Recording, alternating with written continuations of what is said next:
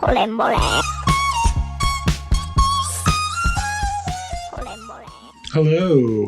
I'm Dan. And I'm Can. And this is a Candid Conversation. So, let's get candid with it, shall we? We shall. I'm going to ask you a would you rather question. Oh, okay. Okay? So, Why don't you get an original thought? listen to episode whatever it is and you'll know where it got. That's not true though. I had this thought earlier.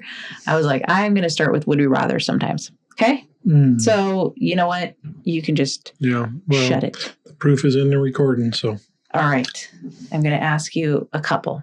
Would you rather always say everything on your mind or never be able to speak again? Never be able to speak again. Because it would be dangerous to hear what's on your mind. Yeah. It's never good. It's not. I don't think it is good. It's never good. No, I don't think it is either. I agree with you on that one.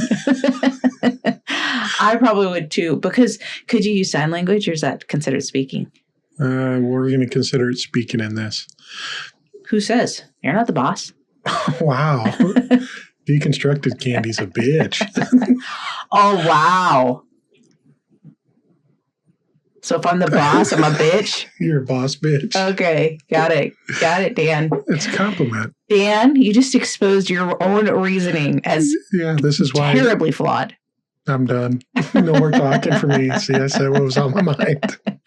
Okay. Here's the other one. Would you rather be able to experience any emotion perfectly,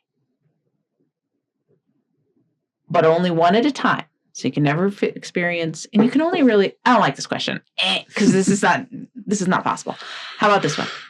Would you rather? It's kind of the idea of a would you rather. It's kind of an Would you rather scenario. live in a world where everyone else is immortal, or a world where you alone are immortal?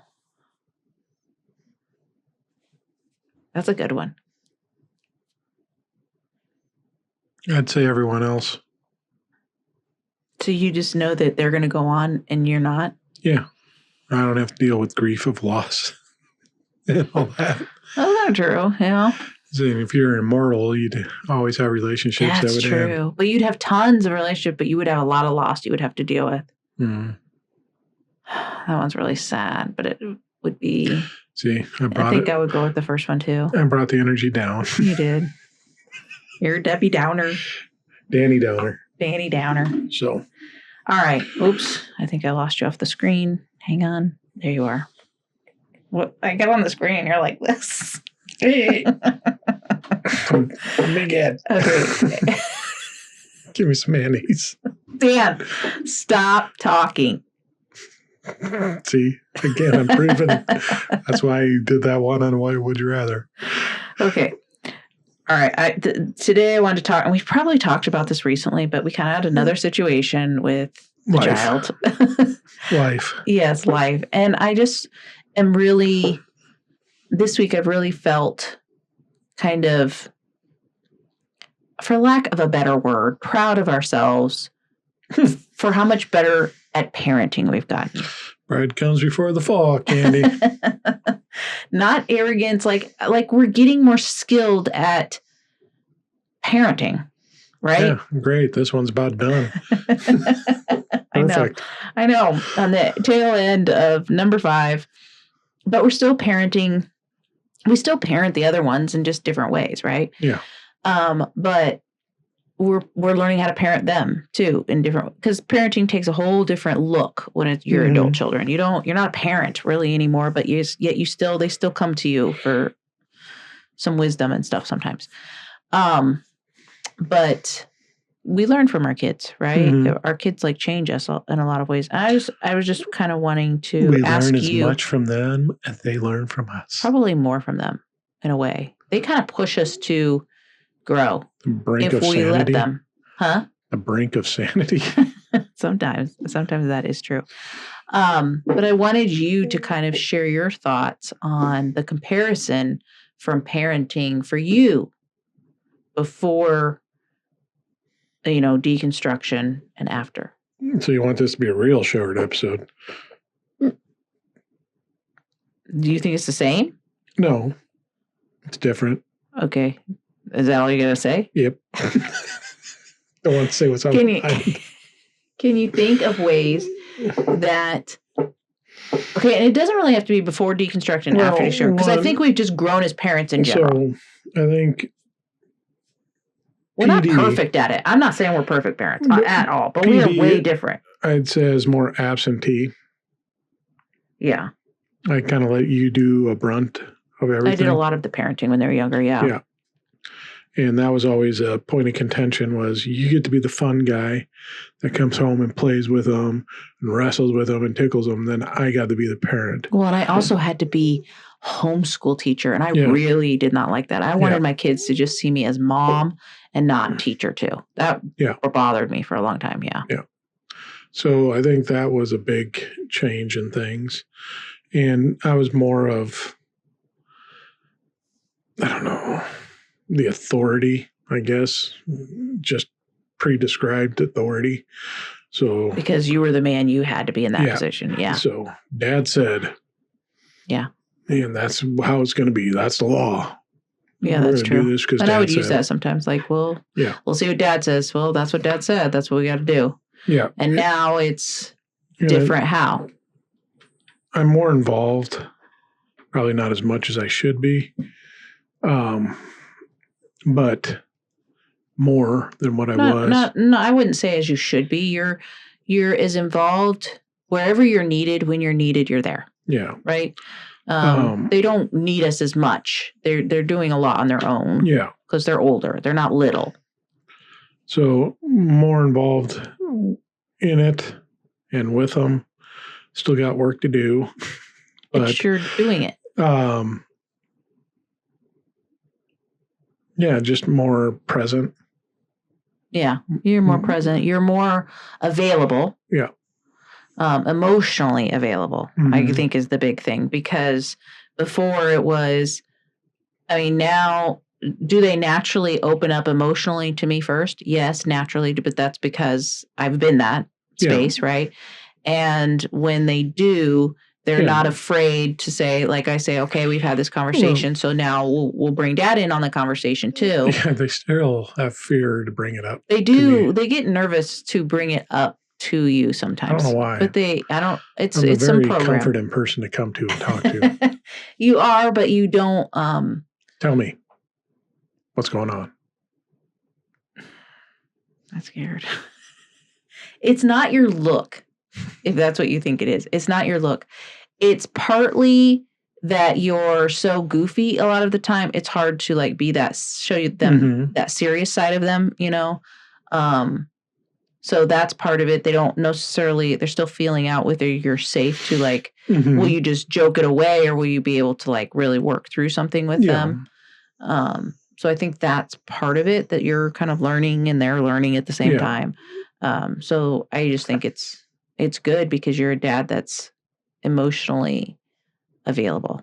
And I think I struggled with emotional availability in a way, but different from the way you were. You know what I'm saying? I didn't have my own emotions regulated or my own nervous system was not regulated.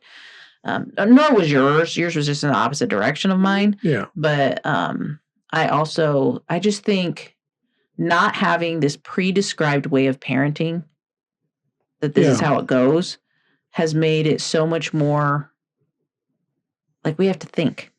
Yeah. We have to like discuss. It causes communication to happen between you and I. Like, what should we do here? Yeah. And it's not like, what does God want us to do? It's like, what do we think is the best move here with this kid? And then the kid gets involved too. Yeah. It's not just us coming up with the answer for them. No, kind of working it out as a team together. Yeah. So figuring out what the best course of action is and what they're willing to do. What's needed from everybody involved. Because if you force them to do something that they don't agree with or don't want to do, it's ineffective. Yeah. You're not going to get the effort and the heart put into it that needs to be put into it. Well, and it's easy too when kids are little. Like a lot of parents, I'll hear parents of little ones sometimes just act how easy, like your kid should listen. And, you know, it's like, just wait till you have teenagers. Yeah. It's a whole different ballgame. Your Oh, kids yeah. could listen to you really well. They get to be teenagers. First of all, there's this fine line that you dance on. You don't want them to be afraid of you. You want them to respect you, you know, Mhm. but you don't want them afraid of you. That's Yeah. where people cross the line, I think, and then it becomes a fear. That's how I was with my dad. It was fear and respect went hand in hand. Instead of respect comes from like you've kind of earned it. Yeah. You know, you're safe. You give good advice. You're not dysregulated. You Mhm. know what I'm saying? And you're also you've created space. You hold space for them to process. You don't have to jump in and fix it. And if they do want help with fixing it, you can offer suggestions, right? That's different than the type of parenting we were doing before. The parenting we were doing before was like, well, you need to repent. We're you know, that's wrong. God says that's wrong. Or you know what I'm saying? Yeah. It was more like that kind of stuff. I'm trying to think like spanking because they didn't listen or I mean, it's just I don't know, it's just night and day difference Yeah. in the parenting because you're able to learn Yeah. from there's not just a set way to do it. Yeah. It's organic. It's honestly what we learned in deconstruction, because in Christianity it was, you do this because we said you do this. Mm-hmm. You know, God says this is it. And actually, it's the pastor telling you that to God. Yeah, it is. Their interpretation. So you obey and you follow. You know, obedience is key in Christianity. You submit, you obey, and you fall in line. And trust you and operate obey, in this for there's way. no other way to Here's be happy. The roles. You're a man, you do this. You're a woman, you do this.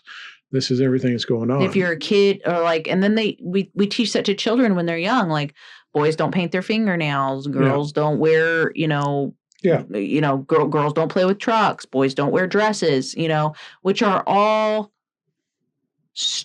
constructs made by people, right? That came up with this idea because if you go far back enough in time, men were wearing dresses. Yeah. Men were the first to wear high heels. They were wearing makeup. They were wearing makeup. You know, go back to ancient Egypt. They put makeup on their faces, you know, and then now that's not masculine. Or now there's certain types that they'll say is okay.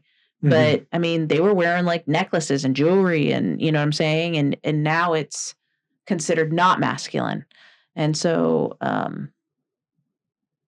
I don't know, taking those away helps you parent a completely different type of person. So I think in deconstructing, we learned that wasn't a great way to operate, being told this is what you are and this is where you are. So when we broke out and started finding ourselves, I think that kind of carried over into our parenting of, okay, we got to let the kids figure out who they are and what they want to do instead of us telling them and saying, this is the path.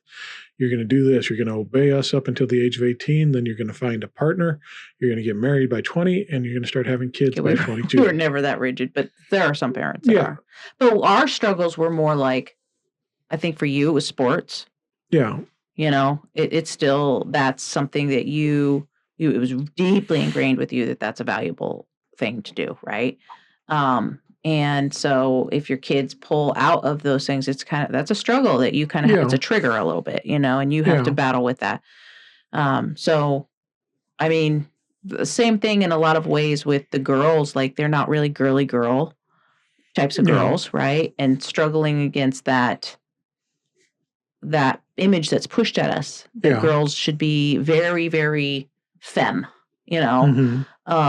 So I don't know, like that's probably where my struggle has been mostly. So it's just deconstruction makes pretty much all of your life different and better. If you are really deconstructing that, which deconstruction is not just about deconstructing from Christianity. You deconstruct from white supremacy, from racism, from patriarchy. You know what I'm saying? You're deconstructing from so many things are hitting up against one another because like colonialism and Christianity go hand in hand. Yeah. You know, and that's your Western empire kind of put, you know, all of it. They all coincide with each other. So anyways. That's all I really wanted to talk about. That's today. it? Yeah. That's all you had? Nothing more? No. You don't want to get into details on anything? Details? Oh, boy. I don't think everybody needs to know the poor kids' situations. Yeah, but honestly, it was just struggling through something and just working it out. Not knowing if you wanted to do something any longer. Yeah. Which is something, you know, we're also not, if you start something, we've always been, if you start something, you finish it, right? Yeah. But it wasn't even about that. It was just. No, it wasn't. But we've always kind of been like that. And then this hasn't really been started yet, but it's going to start again. Yeah. And it's like, we're back to, I don't know if I want to do this. And then trying to, instead of going at it like we know the right answer, I guess that's what I'm trying to get at. Yeah. Parenting before was kind of like, we know what the right decision is for you. Yeah. And now it's like, we don't necessarily know what the right decision is here for you because this is your life. This is your life. You got to make the decisions that you're going to do. But if you do this, here's how this might play out. And you kind of help the kid look forward to see the consequences. Talking with them and getting the reasons why. Yeah. And help listening to him him and be like, okay, this is why you're feeling this way. Mm-hmm. Or this could be why you're feeling this way. Is this true? Is this, you know, is there reality to what you're saying? Or is this just a perception that you've put onto it because for whatever reason, either overcritical of self or other people have said something or, you know, whatever it may be. It's like, but is that really the truth? Here's some other facts to think about and look at, and just helping him see that and reason through it and be like, okay, all right, I see what you're saying. Yeah. Okay. So maybe I'm looking at it the wrong way. Yeah. And ended up changing his mind. And last night was the first night I seen him do something in the backyard. Oh, really? For a while? Yeah, that he hadn't done in a while. So it's like, okay, just need to get a little spark under him, a little confidence and whatnot, and boom. And then you know if there's something you can do to facilitate that. And you just you're basically, once again, just holding space for them to process it. Mm-hmm. You know, that's really what we're doing a lot in relationships just a lot more now. Just helping them process it too. Yeah. Work through the thoughts and the feelings. And be a sounding board and wisdom if he needs it. Yeah. So that was all it was. And it was based on nothing preset or predetermined on. This is what you got to be. This is what, you know, you said you were going to do, and you're going to do it. Well, and I did kind of prep you because if you haven't figured out it involves football. And I did say to you before I had him come in the room to talk to you, I was like, have an open mind. Because I know that this is an area where it can be a trigger for you, right? Yeah. And you handled it really well. You did a really good job, I thought. Much better parenting than you were 15, 20 years ago. Goodness gracious. I don't know if I would recommend you to anybody at that point. That's true. That's true. So, but yeah, just kidding. You did a lot of coaching, because that's what your dad did for you. Yeah. Which I do think there's fond memories for all the kids with that. Yeah. So, anywho. All right.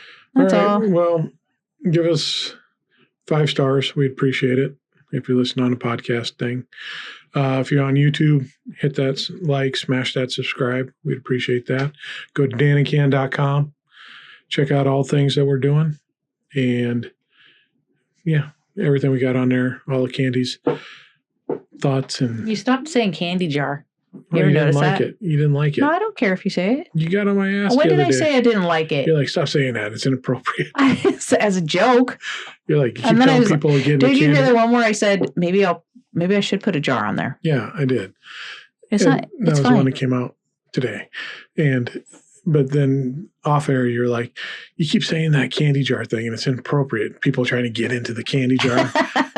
It's some sort of weird euphemism you're putting out there. I'm like, no. I don't think I said any of this. I think this is a conversation you had in your head, to be honest. You said it. Where's the proof? Proof? Bring receipts, buddy. I'll look it up on the recording. Did I say it on a recording? Don't you anybody report that to us. I don't want to know. Yeah, I'll just have to go back a few. Let me be right. Okay, let me be right here. Go get your hands in the candy jar. Okay, now you're doing it intentionally. I am. Let's see what Candy's got going on with her Substack, her blogs, her letters to Jesus. There's not letters to Jesus. The exploration of Jesus through time and how he became a Middle Eastern brown-skinned man to a white man with flowing, long, conditioned hair. Perfect pecs. Cut Ooh. 8-pack. I mean, he's cut. Someone's been thinking about Jesus a little too much lately. Ew, gross. Do we need to get you that soap on the rope? No. MAGA Jesus. It's only $75. Oh, God. You're making me blush. Stop. Okay. Oh, there it is. There you go, James. I made her blush again. Be happy. God. All right. We'll see you guys later. Bye. Bye.